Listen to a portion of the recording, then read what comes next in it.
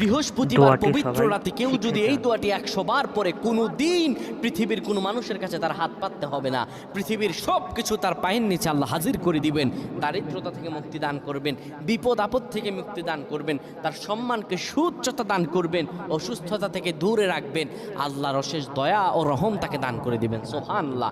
বৃহস্পতিবার রাত এটি গুরুত্বপূর্ণ রাত।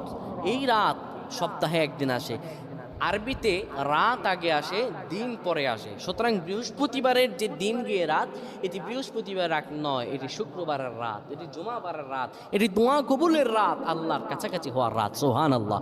এই বৃহস্পতিবার রাত আল্লাহ তাআলা বান্দার দোয়া কবুল করেন। কেউ যদি বৃহস্পতিবার রাতে ঈশা নামাজের পরে পবিত্র হয়ে ইয়া হাইয়ু ইয়া হাইয়ু ইয়া হাইয়ু ইয়া রফিয়ু ইয়া রফিয়ু ইয়া রফিয়ু এই দোয়াগুলো পড়তে পারে 100 বার, আল্লাহ রাব্বুল আলামিন